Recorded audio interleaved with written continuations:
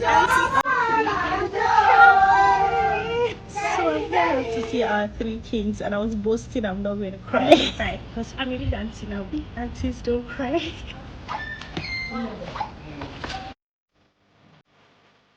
Latest auntie of three is ready for Omubo deeds.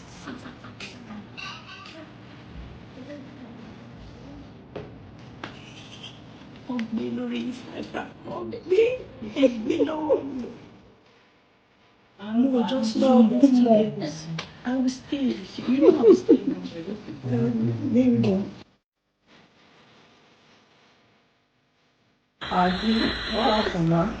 She's crying. Yeah, don't cry again. Be laughing, be smiling, be happy. Yeah.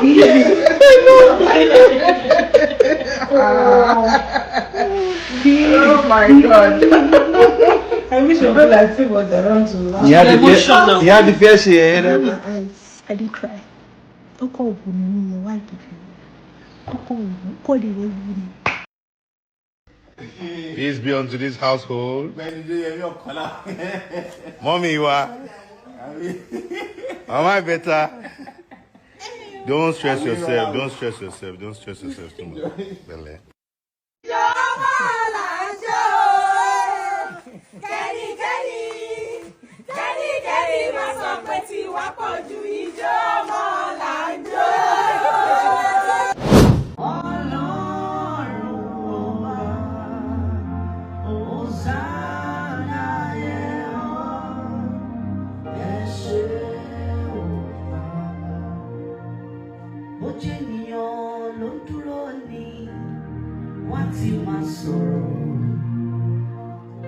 Bojeniyan ló dúró ní wọ́n ti sá lọ. Bojeniyan ló dúró ní wọ́n ti máa sìn lọ. Adébí pé mo bá yín dúpẹ́ pé onídúró mi ẹ ṣeun. Òkè tálágbára gùn tó mí ẹlẹ́.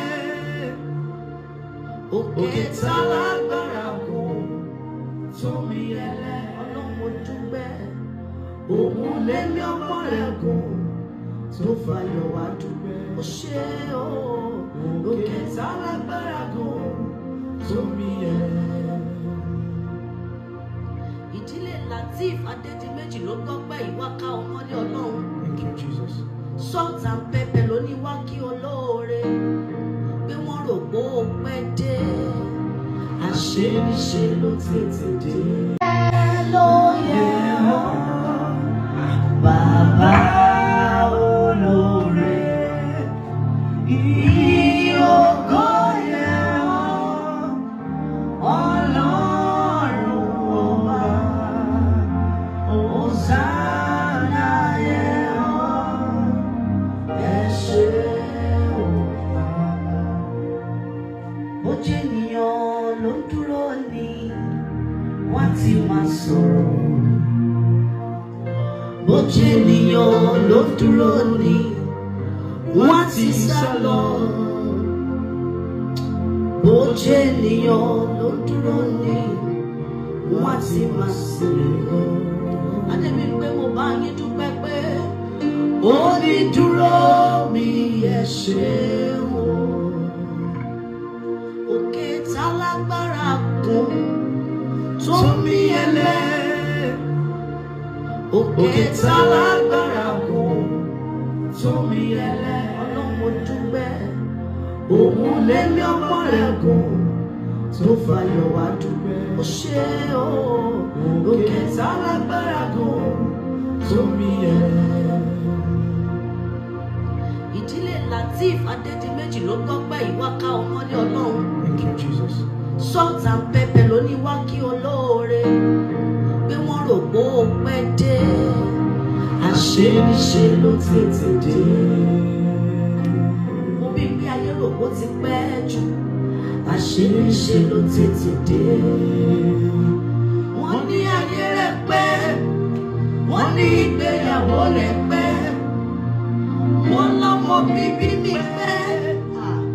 Wọ́n ló ti pẹ́ jù. Bá sọ pé o adákẹ́jà àwòrán báyé bá sọ pé o adákẹ́ ṣiṣẹ́ òwòrán ohun táyé pè ní pípẹ́ ọlọ́run yíyá ní lọ́dọ̀ rẹ̀ o kì í pẹ́ dé o kì í tètè dé o àkókò tó tọ́ ló máa ń dé o elétò tó bètò bàbá elétò níbi gbogbo mo sọ pé ó dẹ̀ ti pẹ́ jù àṣeyíṣe ló tètè dé ọlọ́run ìrìn àjò yìí àánú mo rí gbà o ìrírí tí mo rí tí mo yẹ tí ò pa mí làwọn kan rí tí mo dìde mọ́ àánú mo rí gbà ó ṣàyẹ ní kàyéfì wọ́n ní báwo ló ṣe kàn mí o tábà pé ìró mi kan òṣùbà rẹ̀ máa rí o sára rẹ̀ máa rí o ọmọ tó máa dé lákòókò òṣùbà rẹ̀ máa rí o sára rẹ̀ máa rí o ohun tó ló pẹ́ jù láyé mi ló ṣe yìí ó níwẹ̀rẹ̀. Thank you, Jesus. Mẹ́ta tọ́yọ́yọ́ ló fún lù mí. Èyí tí mo ti béèrè tẹ́lẹ̀tẹ́lẹ̀ ó fàánú kò dé. Ìgbà tí mi ò lérò ló fi ta mí lọ́rẹ. Ọpẹ́ ńlá ni mo mú wá Jésù.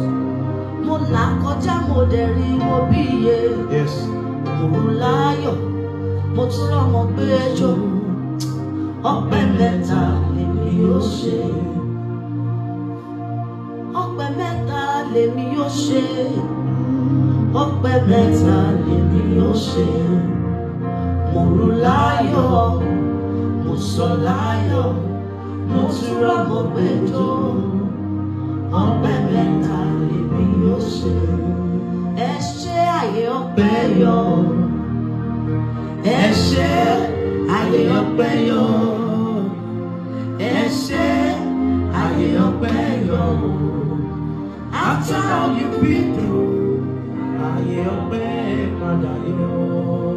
After all the said and done, Yes.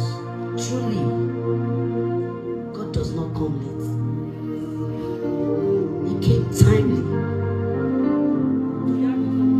Yes, he had his own plan.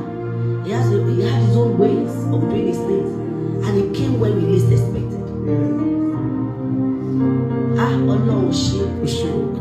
Ibi tí mo gbà kọjá, àwọn kan gbà mí sọdá.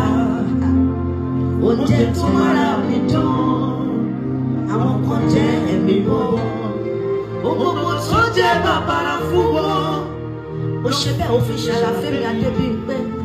Torí mo ra àánú gbà ní, mo ra àánú gbà ní. Irú ìrírí tí mo rí làwọn kan rí. Ṣùgbọ́n àánú tí mo rí làwọn kò rí. Mo mọ̀rẹ́ o, mo mọ̀rẹ́. Ibi ó bá mi dé lónìí o, àánú gbà mí. Ọlọ́run mo bí ń pé mọ̀rẹ́ o, mo mọ̀rẹ́. Ibi ó bá mi dé lónìí o, àánú gbà mí. Mo mọ̀rẹ́ ọkọ tó fi ta mí lọ́rẹ o, mo mọ̀rẹ́ àwọn ọmọ tó fún mi. Thank you, Jesus. Ibi ó bá mi dé lónìí o, àánú ńlá ni. Mo mọ̀rẹ́ ìjáde ìwọlé mi tí ò la ikú lọ. Ibi ó bá mi dé lónìí o, àánú ńlá ni. Mo mọ̀rẹ́ ọjọ́ tí mo wọlé mọ́rùn tí mo gbé àwọn ọmọ mẹ́tẹ̀ẹ̀ta jáde láì farapa. Ibi ó bá mi dé lónìí o, àánú ńlá ni. Gbogbo àwọn ènìyàn tó róyún mọ́ mi, wọ́n padà rọ́mọ mọ́ mi Ọlọ́run. Ibi ó bá mi dé lónìí o, àánú ńlá ni. Ó fún mi lábọ̀ oore, odidi oore ló fi ta mí lọ́rẹ Ọlọ́run. Ibi ó bá mi dé lónìí o, àánú ńlá ni. Olúwa o. Olúwa o. Mo bí ń pé mo rẹ̀ o. Mo mọ̀rẹ́. Ọkọ wa mọ̀rẹ́ o. Mo mọ̀rẹ́. ibi ọba mi dé lónìí o àánú ńlá ni. Ìgbéyàwó tí mo wọ̀ láì mọ ìrìn yẹn ó dẹ̀ bá mi rìn ó mú wa lọ́wọ́ dání. Orí wa lọ́mọdé Olúwa ogóhùn àgbàlẹ̀ wa lọ́wọ́. Ibi ọba mi dé lónìí o àánú ńlá ni. Èmi kankan ò lérò pé bí ìrìn mi ṣe máa rí rèé Ọlọ́run. Ibi ọba mi dé lónìí o àánú ńlá ni. Èmi aláìlẹ́nìyàn lára ó dẹ̀ padà wá gbogbo fọ́lẹ̀ mi. Ẹ ṣé ibi tẹ́ ti bẹ̀rẹ̀, ẹ ṣé ibi tẹ́ bá wá dé. Àdúpẹ́ o Jésù, ibi tẹ́ mo wá. Mo yìn ọ́ lógo, mo yìn ọ́ lógo. Ibi ẹ̀sìn mi dé, mímọ̀ pé mo lè débẹ̀ o. Mo yìn ọ́ lógo. Hallelujah, ògo ni fún Bàbá. Ká fi jó ìlú ní Ọlọ́run. Alààyè lórí ọmọ tiẹ̀. Hallelujah, ògo ni fún Bàbá. I wanted to post, but when she contacted me, I had to hold back. We are grateful. Thank you, Lord. Ó ṣe tó pa ọ̀tá lẹ́nu. Thank you, Jesus. Ègún, èpè, ọ̀rọ̀ òdì òjò ṣẹ lórí ilé yìí. Ṣé Jésù. Ọlọ́run ò ṣe. Thank you, Lord. Ọpẹ́ la mú à, ó jọ wá lójú. Amóore, amóore. Ìdílé Latif, amóore. Thank you, Lord. Their Adedimeji, they are saying thank you. Thank you. Thank you. Thank you. Thank you. Thank you, Lord. You did not just give us one. You did not give us two. You gave us three. Thank you, Jesus. Èmi tí wọ́n ti pè lágàn, mo dìyà bí. Wọ́n tún forúkọ ọmọ pè mí náà. Ọlọ́run ò tóbi. Kò sẹ́ni tá lè fi ṣàkàwé rẹ̀ o. Ẹ tóbi. Kò sẹ́ni tá lè fi ṣàkàwé rẹ̀ o. Ẹ tóbi.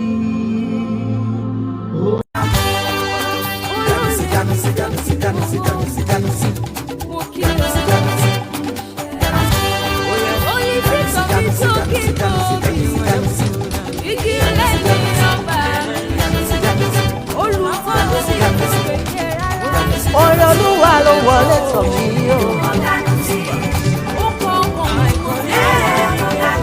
Àánú Olúwa ló wọlé tọ̀ mí o. Ìṣe Olúwa ló wọlé tọ̀ mí o.